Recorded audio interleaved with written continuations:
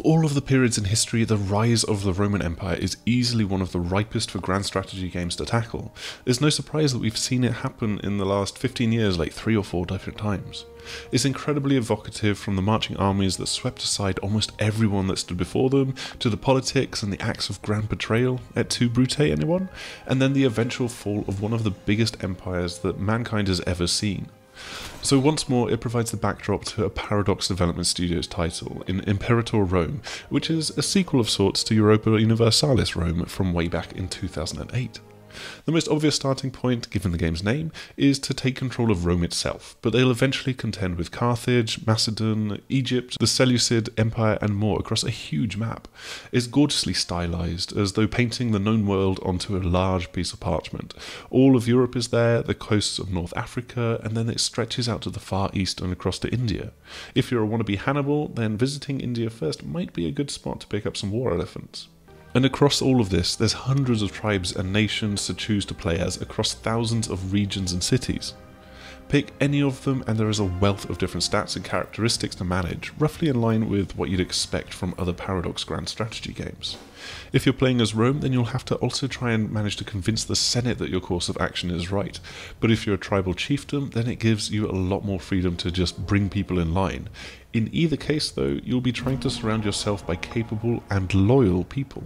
There's an element of the character management and politicking from Crusader Kings, with each character having 4 stats that make them good in different scenarios. So one might be a great military leader, but then you want zealousness in another to make them a good governor. Once entrusted with a role, their various changeable attributes can also come into play, from their prominence to public popularity, loyalty and corruption levels. This potentially leads to character events that force you to make decisions if, for example, someone has made a particularly unflattering statue of you, their glorious leader. And if someone's loyalty drops too low, and this is particularly dangerous when it's a military leader who's at the head of over half of your military forces, then even civil wars can break out. So make sure to occasionally stroke or forcibly remove a growing ego. Tech trees come in various forms in this game, with the military traditions the most conventional of these. You basically just spend some military points that you've earned, and this unlocks traditions down 3 different paths. But technologies are done a little bit differently, where you accrue research points but then pick between technologies that have been generated in a semi-random fashion. It's a little bit similar to Stellaris in this manner. Given the historical era, it's no surprise that religion comes into play, occasionally letting you call upon godly omens to aid and buff your nation's statistics, or there's the occasional pig sacrifice to ease unrest amongst your populace. Whilst you can take a fairly distant view of managing these things, there's real rewards for digging deeper into the systems and micromanaging. Trade, for example, is initially a bit too obtuse for my liking, but if you spend a little time then you start to realise that just picking grain isn't always the best option to go with, and even within your borders you might need to start shuffling resources around.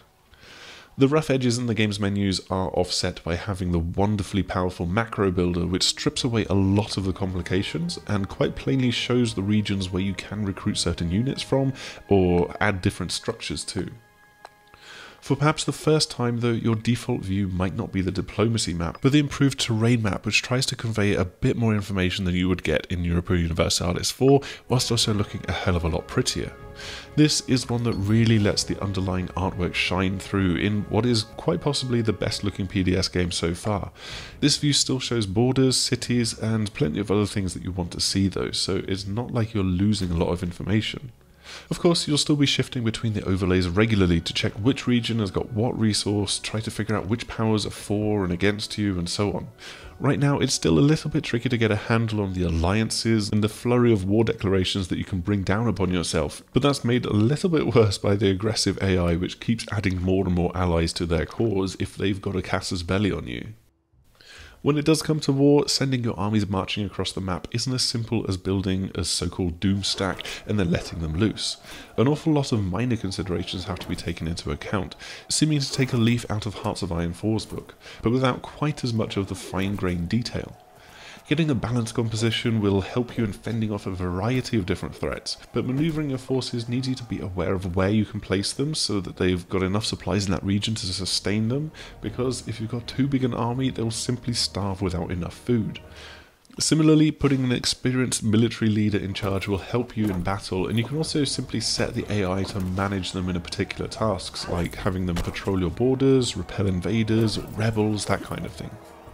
But when you are in control of an army yourself, then deciding when and where to fight and choosing an offensive and defensive tactic to try and counter your opponent is really all important.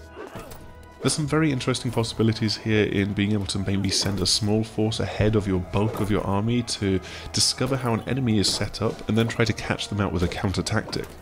At the same time, you can just set up on a mountainous region where an incoming army will have to start to suffer from attrition as they get to you, and then you dig in and try to whittle down a much larger force. If you've got the morale on your side and it holds for longer, then you can easily send off an army that is twice as big as you. My biggest issue with Imperator right now is that the only real objective and goal is to grow your faction's borders. Yes, you can become a trading nation if you really want to, but that's not what the game feels like it's been built for. That objective is fine in and of itself, but it can easily lead you to feeling a little bit rudderless when surrounded by just like kind of endless possibilities. You do have a glimpse of a kind of historical mission and structure if you play the tutorial as Rome, where you're tasked with growing your influence and conquering neighbours. But you don't have that with Macedon, the Vandals, the Gauls, or anyone else in the game, and that puts it on your shoulders to decide what you want to aim for and what your winning conditions will be and just how you want to have fun in this world.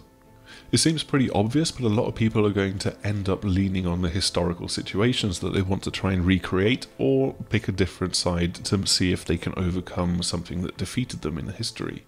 One of the best inclusions in the game right now is that of migratory tribes in Northern Europe and Scandinavia. We all know where the Angles and the Saxons ended up. It was Britain, by the way, while vandalism got its name from what the Vandals managed to do down in Italy. They all start cut off in the north by a large swathe of uninhabited, heavily forested land through modern-day Germany, but can eventually spread down to the south, where the land is much more hospitable, they can grow, and they can terrorise their newfound neighbours. As long as you've got a strong leader and you're quite well positioned, all you have to do is click on the migration button and it will uproot your pops and let you just move them as though they're another army stack. Even before its release, I can see several ways that Imperator Rome can grow over time. It's a real hallmark of Paradox Interactive for their games to have room to expand over the following years, though I must say that adding goals and objectives hasn't typically been one of these areas. Still, this game strikes a nice balance between some of the accessibility of Stellaris and the minutiae and nuance of Hearts of Iron 4. But I think that most importantly, once you do set your mind to a particular task, it's fun to dig into this game. You can imprison your political enemies, you can uproot your tribesmen and resettle, and it's just fun to send your armies roaming across the world. Thanks as ever for checking out our video. You can also catch this and plenty more video games news, previews and everything else over on the6thAxis.com. Before you go though, please do like, subscribe and share if you've enjoyed it, and hopefully we will see you again soon. Goodbye!